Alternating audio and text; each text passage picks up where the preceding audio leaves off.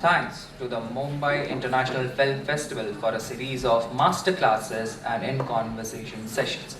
Our gratitude goes to the Ministry of Information and Broadcasting, the National Films Development Corporation, the National Film Archive of India, alongside the Satyajit Ray Film and Television Institute, Kolkata.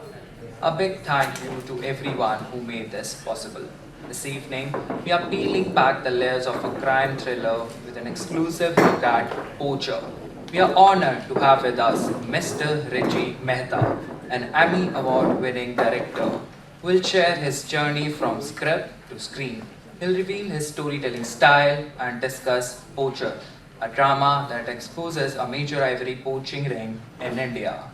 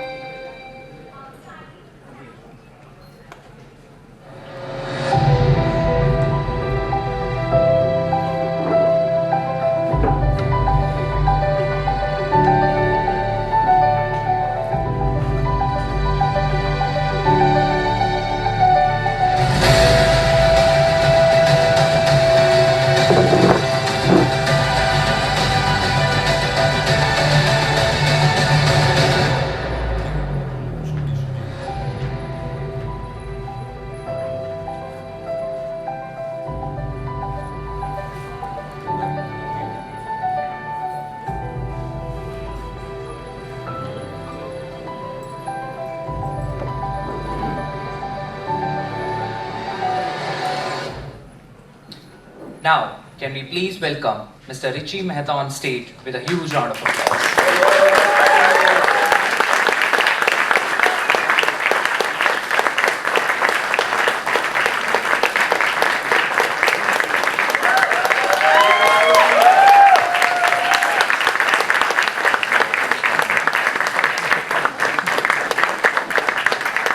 Our moderator is none other than Ms. Rohini Ramanathan, an award-winning radio personality known for her engaging voice and style.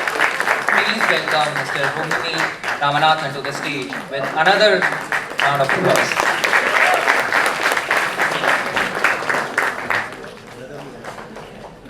We'll also invite your questions after the discussion, so be ready to join in. I would now request Mr. Pratul Kumar, Joint Secretary Broadcasting, Ministry of Information and Broadcasting and Managing Director of NFTC to felicitate our guest.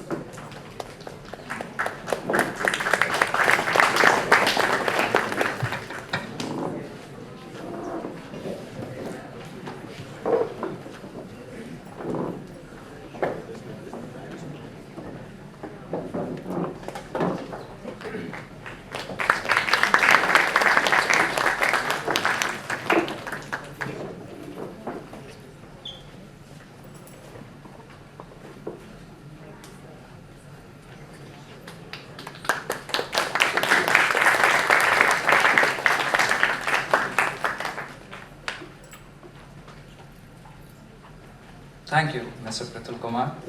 I would now request Ms. Rohini to start the session. Thank you so much. Before we've done any work, we've already got our rewards. This is quite nice. Well, thank you so much, everybody. Let me set the context for today's chat a little bit. I'm Rotox, or Rohini, and it's a privilege to be representing Prime Video at the 18th edition of the Mumbai International Film Festival and to host this conversation with one of my favorite creators, Richie Mehta. A round of applause, please. Richie, I must take a couple of minutes to just do some tarif, and if you'll allow me. Yeah. Poacher, how many of us already Poacher fans? How lovely, how lovely. So for the rest of us, of course, let me tell you, it's a crime drama based on true events. It's a captivating narrative. And it's been so wonderful since it dropped. I think a lot of us got a little more aware of the environments that we live in, the worlds that we inhabit, and what we need to do to make this better. It's produced by the distinguished Oscar-winning QC Entertainment, and here we have an Emmy Award-winning filmmaker, a multifaceted global cinema icon, producer and entrepreneur. Alia Bhatt, of course, putting her might behind it with her venture Eternal Sunshine Productions, serves as the executive producer. Of course, if you're fans of Nimisha, Roshan, Dibyendu, you want to give them a round of applause as well because they're absolutely stellar. And for those who haven't yet discovered the show, I would urge you after the session to kindly go to Prime Video and binge watch it because it makes for a great Sunday, all right? So at the end of it, you might be a little, I was left wondering how I could do something about this. And I think that's probably that's why we're doing this chat today. So I'm going to ask you straight up, I remember you made a vada, to a WTI officer, which is an officer of the Wildlife Trust of India, saying that when I find time, I'm going to come back and dive into this research a little bit, and I will give it the justice it deserves. I don't know if you know this story, but Richie was making, like a documentary at that point, and he'd crowdsourced footage from India, all across India. It was India in a day. One of the pieces of footage that he received was the ivory, sort of bust that happened. And he saw that clip, and then he decided to pull the proverbial elephant by its tail, and then he realized that, bhai, iske piche to pura hathi chapa hai. So let's go back to that vada that you made to the WTI officer. What put you on this path?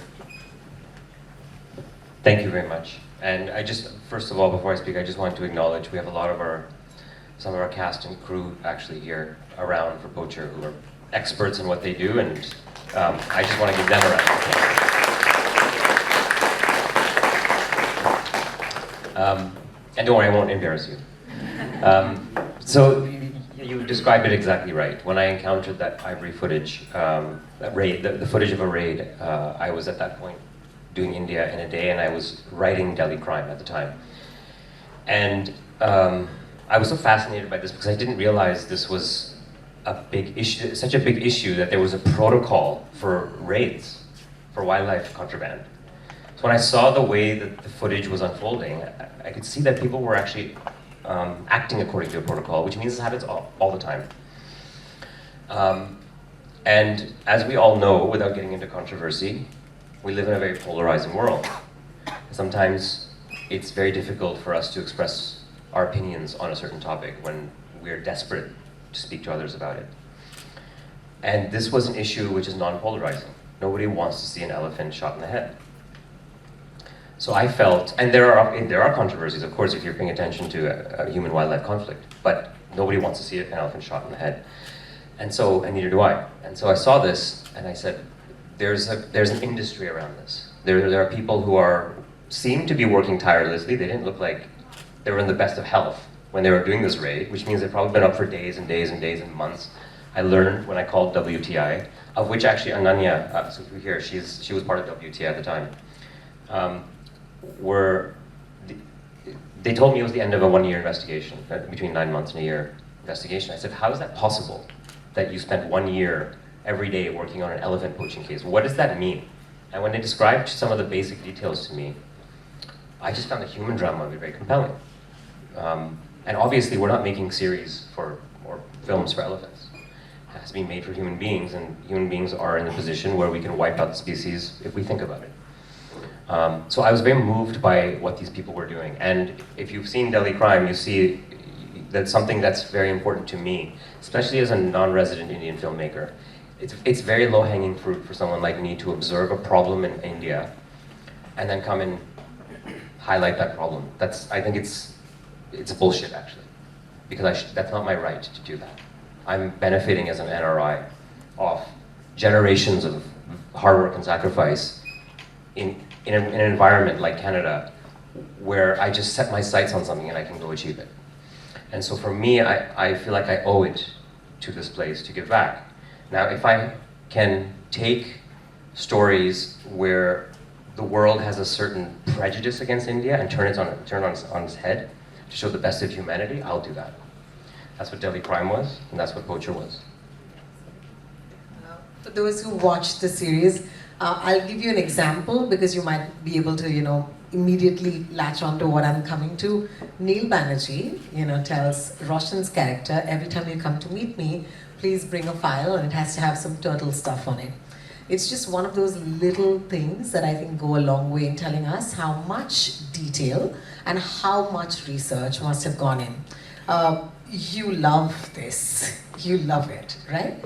And today, since we're at MIFF and it's about documentary and celebrating documentary, let's do this in two parts. One is the amount of research, and the second part is how do you take all of this research and then find the drama? For me, my favorite part of the process is research. So, because you're getting to know people who are really remarkable, you're getting to see stories which really are quite flabbergasting.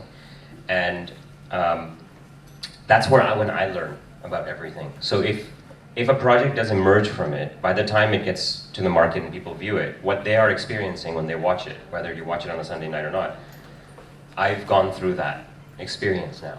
So when I was shooting Delhi Crime and our crew was enduring the production experience and going through their own issues, I had already gone through it during research for years. Same thing with Poacher.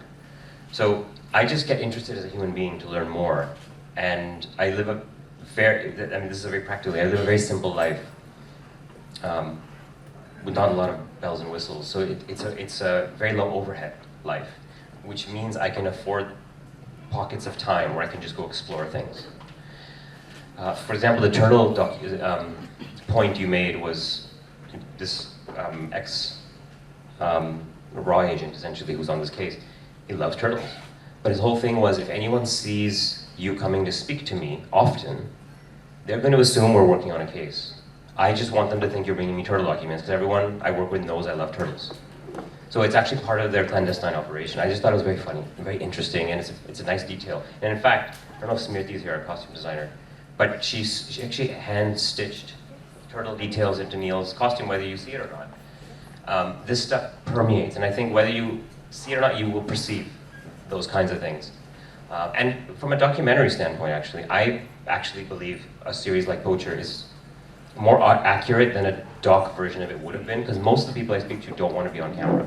But they have no problem with me handwriting. My shorthand has now become very, very quick.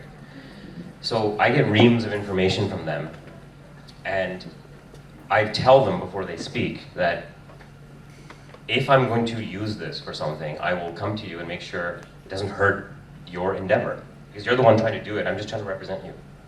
And secondly, I also say, I'm not just in this to blast your amazing story to the world. How can this help you? How can it benefit you? So who are we going after, and why, and what do we gear this towards? So it becomes a collaboration between the communication industry and the people who are out there really making the world a better place. I remember that, very recently, Richie, you are no stranger to awards, but one of my favorite awards that was given to you was called the Tech Not Terror Award. We'll get to that, and it was, of course, given to you by Peter, and that's because of Poacher, right? But before we get to why you got that award, let's tell the audience here that if you look closely, and I think that I wish I was in your audience, in your place right now after this session, and if I'm ever going to watch Poacher for the first time, because one of my favorite, the most delightful thing is, it's full of animals. And I think that that's something that is just a philosophy. There are scenes, there are entire sequences that start with one of these animals, and it's not just elephants, right? So there's birds, there's monkeys, they're in Delhi, they're in the jungle, and I keep seeing them, and it was almost like I was playing a game of how many animals can you spot in this episode? So when we spoke about it, you said, that's why the Tech Not Terror Award came to you. But my question was, initially, how did you make them act for you? I didn't. That man did, and his team, Jatin, at MPC, and I think there's a whole, I can't see, there's a whole gang here. MPC, and then Nish and Chan, and the whole team. And that, for me, was very important to obviously not use real animals. I'm not going to ruin this for you when I say it's the first 2 minutes you see an elephant get assassinated in the series, and the idea is that these are things that no human eyes have ever seen unless you're the one pulling the trigger. You know, you spoke about using the elephant and the poaching itself at the start of every episode. I mean, it starts with that. I'm sorry, you know, we're giving you a couple of spoilers here, but and you keep coming back at the beginning of every episode to what happens to that animal. Why was that important for you?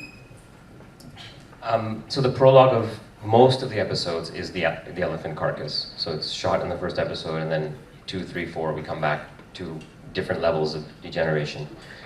And I thought that we've seen series and films about crime scenes, human crime scenes, but we've never seen one about an animal crime scene. And to see how the natural world reacts to that, because natural world recycles. So on the one hand, and there are documented instances of animals, charismatic species encountering unnatural deaths of other charismatic species in the jungle and not knowing what they're seeing, because that animal was killed by a human being and they don't understand it because it's not natural. So it's kind of scrambles their circuits and their understanding of the world. And then you have creatures like maggots. And maggots, for example, which we created, one of the species we created, you'd never know, but they've been created, have a very crucial function in our ecosystem. In my view, they contribute more to the well-being of Earth than we do. So I think it's very important to show that, on the one hand, this is an unnatural incident. On the other hand, the jungle can't do anything but fully recycle. And there's something amazing about that complexity. It's at points it was very hard to watch, I'll be honest, especially when, as an audience, you're looking at how the ivory is extracted. And I can imagine, as an audience, if we're looking at this and this is a fictionalized version, at some point you might have heard or seen the truth. So I want to ask you, while actually making this fiction out of this fact, how much did you keep or choose to keep, and how do you make those choices? What stays, what goes? You mean as I'm writing, essentially? I mean, look, they handed me the story as I spoke to them over several months. And when I say speak to them, it's, you know, it's the same thing with Delhi crime. You go meet somebody in this field, they're way too busy to talk to me. So they'll meet me for 5 minutes at a train station, and then at the last minute say, hey, you want to get on the train with me? Say, where are you going? Well, it's a 2-day ride. All right. So then I sit with them for 2 days.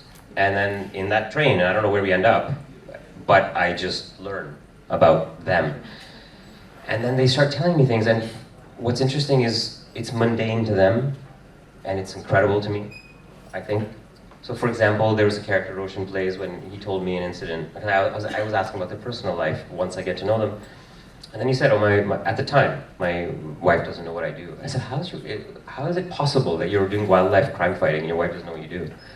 And then he said, well, she thinks I'm a photographer and I build websites and blah, blah, blah. And I said, so did this particular case clash with that? And he told me about this wedding incident where he had to go to this wedding and then he ran out and kidnapped somebody and then came back. And I said, this is so crazy. You guys are doing this in the name of species preservation.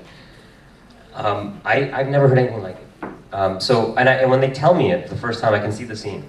So then I start to build episodes around certain scenes and sequences and what I call super sequences, because they're so big. And I can start to see climactic points. Like there's an incident in Delhi airport where they're trying to get a poacher out and a dealer. And if you haven't seen it, it's very, very, it's so weird, I could not have made it up. But you see it happening, and we tried to shoot it in a manner that if we've all probably been to airports, this could be happening right beside you, and you're not aware that somebody is being marched in a very quiet way. A prisoner transfer is happening. So I just thought it's so fascinating to me at so many levels, which is why, to me, it justifies a 6.5-hour running time. Of course, there are moments that will never leave me. There is little detail where, you know, while there is a scene where, you know, the ivory poaching comes to that point when the ivory is going to be extracted. And there's this horrific detail where he tells him, you have to lift, you know, the trunk. And, you know, everybody knows dead weight. And when it's an elephant's dead weight, I don't know how you can be in any position as a human being to lift a dead elephant's trunk. It's horrific. And there are details like this that never leave you. How do you recover from something like this? Do you have any downtime? Does it stay with you forever? I'm asking from a place of concern, really. I don't generally have a lot of downtime, but I think when I learn about these things, when I ask them how the ivory is extracted and they describe it to me, and this was described to me by Poacher, who's now no longer alive. And he himself was sickened by it. It's the character of Aruku, if you've seen the show. He was just, the real person was describing to me, and he was sickened by it. And so I just kind of, again, I think that no one has ever seen this, and I think it's important, as opposed to Delhi crime, where the crime must never be shown, because we don't need to show it, that this is a crime that has to be shown. And it has to be shown like a construction site, because to them that's what it is. They're literally just moving beams around and pieces of wood and pulling things apart and hammering. It's that kind of, the discussion is done as if they're two construction workers. And for them it's very nonchalant. And one of the greatest rewards of the release of the series was the amount of people that contacted me saying, I didn't know my grandmother's churi was. That's how that happened. I didn't know that. You know, things like that. People were saying my mother, my grandmother, my parents, my father, they have ivory tidbits I didn't know. You know what's amazing? I was watching a film recently, which is a really problematic film. It's called Out of Africa with Robert Redford, if you've ever seen it. And Meryl Streep, big Oscar winning. He's an elephant poacher in the film. There's a scene, he shows up to see Meryl Streep and he's got two big tusks. And I'm like, what the fuck?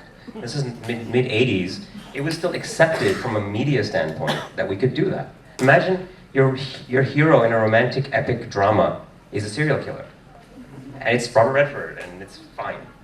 So I'm just amazed that so this kind of stuff to me, that narrative needs to alter, and it is over time. You know, 3 casting choices I'm very curious about. Actually, not curious when you know them, you know their work, and then when you watch them in Poacher. But a big shout out to Nimisha, Roshan, and Dibyendu. I think they were phenomenal and understated and served the role and the story so much more than themselves. Are those qualities important for making something like Poacher? Yes, absolutely. I mean, I can see we have Mr. Denzel Smith here, who, you know, he comes in for two, 3 scenes. The first 2 he doesn't speak. He says one word in the second scene he's there. And then he has the big speech. And for him to come and to graciously come down to Kerala and do these things, it is everyone involved is doing it for what we believe could be needle moving, for sure. And at the same time, as a result, what I never want to do is work on a project that we all think can maybe make the world a better place and step on people while we're doing it. So it has to be, it's very important for me to, it's a very relaxed and pleasant environment, because that's when you get everyone thinking and feeling it. And to hold that together for a prolonged period, it's not easy, but it's certainly much easier when everyone is doing it. You know, I could see my supervising producer, Abhijit, there, who was the problem solver. You know, when the toilet didn't show up, he was the one who was going to get it, and that is absolutely part of this whole thing. Let's talk about, you know, the fact that it's in more languages than one. As someone who can understand a bit of Malayalam, I was very excited that I could watch it in Malayalam and read off the subtitles. And then, of course, I had the opportunity to rewatch it, because you don't just show up at the MIFF, you know, festival. You have to do a little bit of homework. And this time around, I said, you know what, let me watch it in Hindi. And I had the experience of watching it in Hindi. So because I've watched in both languages, I just felt that it was as nuanced as it was in Malayalam. Maybe because I'm a little more biased with the language, I thought it was sweeter to listen to in Malayalam. But for you, you know, how easy was it for you to actually direct the series, you know, in multiple languages? There's Malayalam, there's Hindi, and there's English, right? Yeah, it was amazing. It was a really learning experience for me to direct in a language I don't understand. And again, I had help. Parinaz is here somewhere, who was instrumental in making it's about quality checks. Because what I would do is I wrote in English, and I don't know if Supro or Amrita are here, who did my Hindi and Bengali as well. I'm not sure. So I write in English, and then we do the translations, and then we would get somebody else who has not read the English to review those translations raw and translate it back to English to see what was lost. Because a script like this is legally insured before we go into production, because it's a real case and there are real people involved. And so what I've researched and written in certain cases, in certain moments, is verbatim what was told to me. In certain cases, there were bail hearings, for example, where I got transcripts for that. So we can't deviate. And Malayalam's very beautiful, interesting, poetic language, and the difference between English and Malayalam is they're different planets almost. So I had to make sure that what I had written was as accurately translated as possible. And then on set, I can't tell if an actor is changing it slightly. So we just had a system of being at the monitor, and Buddy would hold the iPad, and she would just scroll through as I'm directing a scene, and I would see the left side is English, the right side is Malayalam. I know where they are in the scene. They're emoting in a manner that is realistic to me. And then in post-production, we would see if we lost anything. But there were so many interesting moments. For example, I'd written, it was 8 to 10, right, buddy? 8 to 10 doesn't exist in Malayalam. You can't say 8 to 10 days in Malayalam, for anyone here who speaks Malayalam. And I was flabbergasted. I'm like, what? Why can't you just put two numbers together with a dash in between? And they're like, no, it just doesn't happen. And the explanation I got was by somebody, which, whether it's true or not, maybe some king 1,000 years ago didn't like the 8 to 10 combination that was presented to him, and he outlawed it. And that's it. You can say 7 to 10, 7 to 9, 9 to 11. 8 to 10 doesn't exist. And so this was every day, 10 times a day. And it's fascinating. I mean, it's amazing to me. So that exploration of language is there's a whole other series or film happening there. Fascinating, for sure. I remember when we were at the trailer launch, and there's Aditi here, there's Sonia here. I remember the actors, talking to us about spending time in the jungle, the first time. And they were like, this man really enjoys putting us with leeches. I feel bad for the leeches that they have to, we have to get rid of them. But it does sensitize you as an audience, and I must say that before we open the floor for questions, that even when I was watching it, at the end of it, I just felt, what can I do, Was that what you wanted to do with this show? Like, get us all to be a little more aware, conscious? I have to be honest, that's the secondary goal of this. Look, there's a wonderful thing that Amazon, for the first time ever, did, which was put a QR code at the end of every episode. You can donate directly to Wildlife Trust of India, and that has never happened before. So literally, you just watch the credits at the very end, you could scan it, and this is the work that they're doing. All of that was secondary to another goal, which I'm actually not privy to tell you. I can't tell you what that first goal was, which me and the wildlife crime fighters discussed. And a few people here might even know what that is, just by being in the field. And I think it's amazing. And I can tell you we've achieved that first goal. And the second goal is getting it out there. We can only guess, I guess, at this point. Lastly, of course, the series has got so much love and adulation from audiences and critics. Can you tell us right now what you're working on? I'm doing a lot of research into the tiger trade, basically, and big cats trade, to extend potential storytelling that we've started now. But this is a very long-term prospect. I mean, I have several other projects, but it's very. What I'm trying to do actually is bring together all of the major privatized film industries of the world with conservationists. And what I want to do is take conservation. I want to take storytelling out of the conservationist hands. I don't think it should be their responsibility. They're too busy doing amazing things. And I think everyone in this room, we're in the media industry, and the onus should be on us to take those stories and tell it for them. So that's part of my long-term project, as well as researching about the tiger trade and other things between Central India and China. Thank you so much, and that was my chat. I know that hands are already up. The question is, for decades, we were told that the safe subjects for entertainment on film or television were things like sports, sex, crime, and religion. And in India especially, it was said that if you have a drama which addresses these four areas, it is very likely to succeed if it is well made. With films or TV productions or any platform productions like yours, in the last 15 or 20 years, do you see a sea change coming around?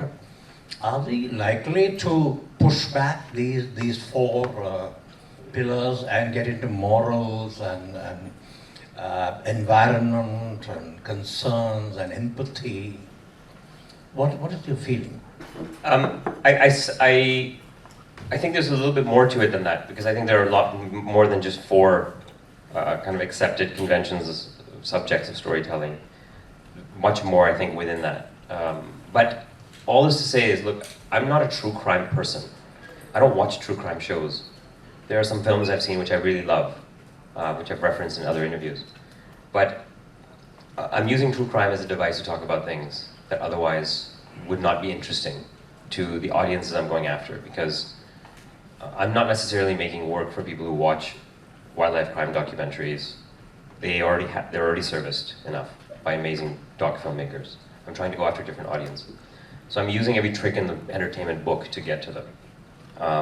So personally, I believe it should be entertainment is a means to an end. It's not the end. And that's not to say there are wonderful entertaining projects out there that even I engage in watching, but it's just not something I like to do. So what I do is personally, I look at what is happening right now, what are the genre conventions, and what is the pacing that people like, and then I'll use those. Because film it's an evolving medium, but there's no purest form of it. I mean, we say 90 minutes to 2 hours is a standard length of a film because Walt Disney decided it was, because he was doing research on children's attention span. So we've picked up so many things over the last 130 years of what a film is, what it does to another person. And I just keep looking at what is the latest trend. So I'm not saying where it's going to go, I just say I watch it and use it. One question and one suggestion, if you allow me. The question is about, you've displayed all the ivory products collected by these people and the trader. It felt as if there was a lot of sarcasm in that, because it exhibited the vanity of the collectors and no ethics, this thing. Were you trying to be sarcastic, or you just showed it because they were there? There was a beautiful phallus that keeps popping up on the dashboard of the car, carved out of ivory. Was there a kind of message you were sending, or was it just there and you showed it? I mean, look, nothing is just there. It takes too much time and money and effort to put something just there on screen. Yeah. But it is, the phallus you're talking about, for example, I just thought it was shocking and funny. It is funny. It's so shocking it's funny to me that somebody would actually order an erect penis made of ivory. There's so many layers of screwed up there. I don't even know where to start. And I think when you're a wildlife crime fighter and your life is spent in very grim circumstances, like any human being, you're going to look for something that's funny. So even when they found it, it was funny. And I said, well, anything I can infuse which makes our journey into this ordeal as a viewer, and certainly their journey, I'm going to harness. And my observation or suggestion to you was that there was a news this morning that the first elephant overpass was inaugurated today. Amazing. Will you make a training manual for elephants to learn to use the overpass? if they'll watch it. It's amazing, right? Elephants, anytime there's a foreign object in their environment, they'll destroy it. And it can be camouflaged. They're so acutely aware of what is natural to their environment, what isn't.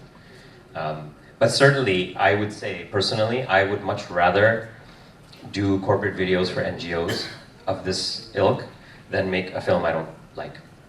Thank you. My question was, directing and writing such a big project, which I'm sure had a very long kind of pre- and post-production process, did you set out with any specific vision or aesthetic that changed throughout the process? And if it didn't, how were you able to hold on to your kind of vision with all these kind of research and people that you worked with? Sure. My feeling is that we talk about when you put something onto film, it is forever. And if you really think back to the decades, 60s, 50s, whatever industry, whether it's Hollywood or India, we're only remembering a handful of films from those eras that everyone's always talking about. And there's hundreds and thousands of others that didn't really make the cut. And to me, the thing that makes a film or a series or something immortal is very simple.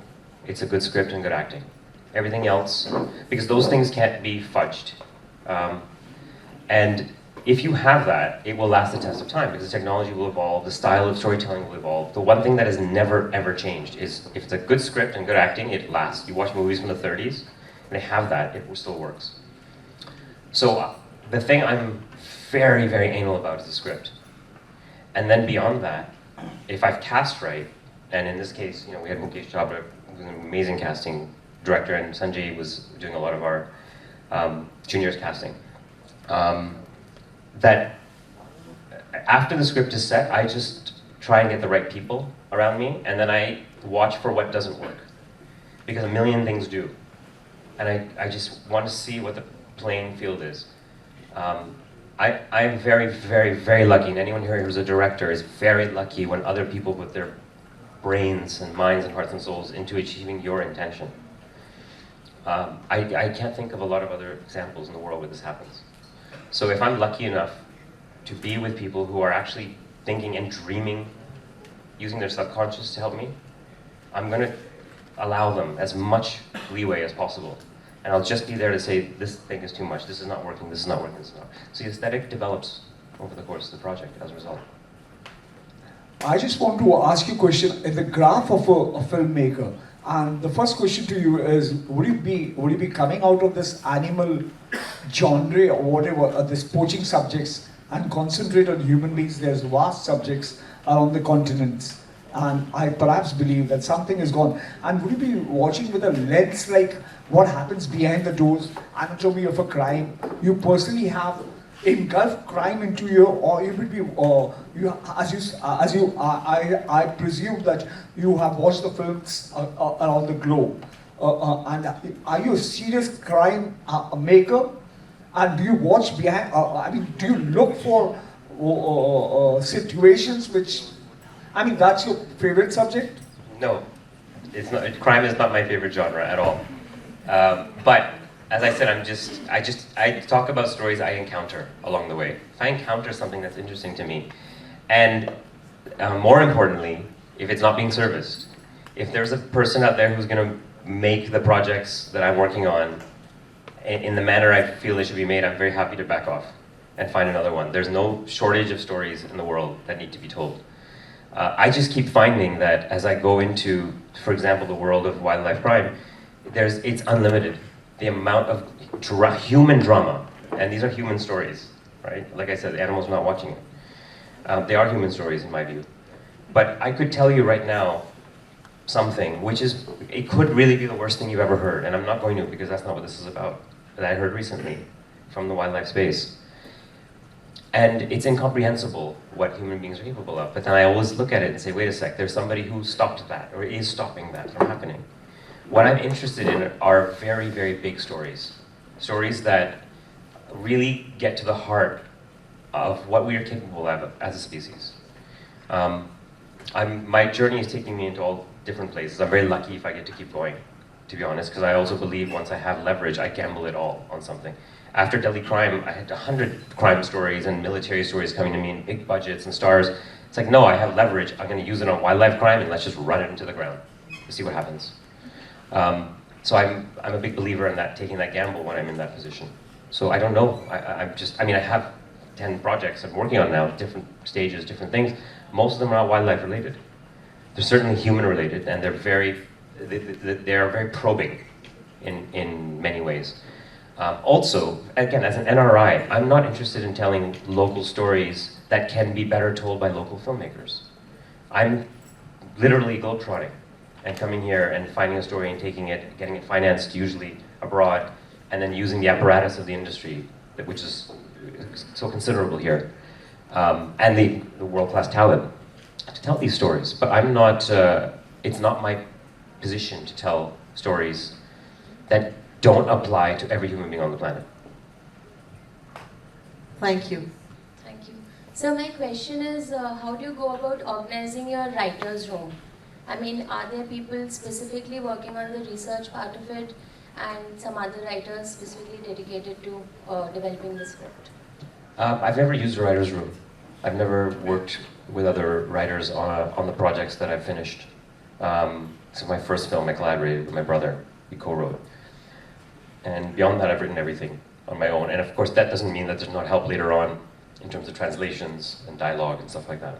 But I've never worked with a writer's room. I actually don't know how to do that. I'm amazed when the process yields amazing work, and I'm not surprised when it doesn't. I think I've witnessed writers' rooms before, and I find they're slightly dangerous because they're so fun, and it's very easy to lose your way. And at the end of the week, you come back and you're like, that was the best, most creative time. And then a month later, you look at it and you're like, we're 1 degree off from when we started, and we're in a different part of the world now. So I think personally, I think writers' rooms are most successful with comedy because the intention of comedy is a kind of sophisticated diversion, and that can be irrespective of plot. But I have never been able to. That's not to say I won't one day. I just don't know how. And I love the research and writing so much. I don't want to give that up. Thank you. That was like my favorite question. We got to know a lot about Richie Mehta because of your question. Person, amazing. Which is why I think we will give you a couple more minutes in case you have any burning questions. Please ask them. Now you can raise your hand, the mic will come to you. Otherwise, as I said, yes, hi. A mic is coming to you. Thank you. Hi, so my question is, what were your fears when you were writing the script or when you started researching on the subject? My fear was that I would not be able to fulfill the promise I made to the wildlife crime team. That's the only fear I have. And what was the promise? He's not telling. I can't tell what the specific one was. But, I mean, I remember when Amazon was going to come on board to purchase the series, I went and met with the top brass, and I told them what it was. And they were the last part of that promise. I believe, despite the algorithms that we're dealing with, that, for an earlier question, somewhat dictate what everyone thinks the market wants. I think at the end of the day, the industry is still run by human beings, and if you can find a way to appeal to them and their compassion at any stage, at any level in the industry, you're going to get them to buy in if you make it easy for them. So my fear is just making sure that all the heavy lifting is done based on those promises, adhering to them all the way through the process, which can be sometimes next to impossible, but it helps when you have the team that I have. And then maintaining that by the end of the release, you've still maintained that promise. I did it with people involved with Delhi Crime, I did it now, and I take immense pride in knowing that we took that all the way through, and that is my litmus test for success. It's not reviews or eyeballs. Thank you. Yeah. Thank you. This is, sorry, last chance now, because we're going to run out of time if you have a burning question, and later you don't want to go home and say, I wish I'd asked Richie that. This is your shot. Otherwise, I'm going to do something that we didn't plan on doing, but because you said that there's a lot of people from the making of the series with us, it's so rare to do that. You know, so I want to take a moment to acknowledge everybody in the room who contributed in making this amazing project. It would be amazing if you could stand and take a bow, guys. Please, thank you, please. each and every one of you. We want to see you. If you were part of Poacher, I would love for you to stand and let us give you a lot of love and respect. Thank you so much for making this happen. Thank you, everyone. Richie, I'm grateful that your team took out the time to be here. On a Sunday, you took out the time to be here with us. The rest of us, of course, if you haven't watched the show, it's streaming on Amazon Prime in languages. Sorry, languages? Languages of your choice. I just also want to say that one of the real privileges of working on Prime, and I'm not hired by Prime, is the X-ray feature, is their trivia feature. And we went out of our way with Wildlife Trust of India to put together data on every single animal that appears on screen, their function in the ecosystem and the threats they face, as well as obviously fun making of things. But that X-ray feature, I think, is probably one of the most extensive uses of it in Poacher that Amazon has had. And if you do watch it, I invite you to, at the end of an episode, pause and see the data that fed into it. That is amazing. So there's so much to discover. Yes, sir. Now you want to ask a question? I'm sorry, I just Okay. vaguely remember. Sir, if you're Richie, then why are you so slim? You bother so much. You are so stressed out. I'm sorry. It's because I work so much. Well, thank you. I mean, we also have stand-up comedians in the house. A big round of applause for him, please. That was fun.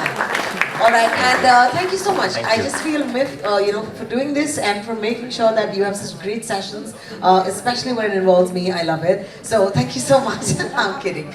Especially when it involves people like Richie who make time Thank you for it. very I think much. that's what it's about. And don't forget, Poacher is streaming right now on Prime Video. Richie, thank you for making the time. Thank you so much. Heartfelt thanks to Ms. Rohini Ramanathan for moderating this captivating session.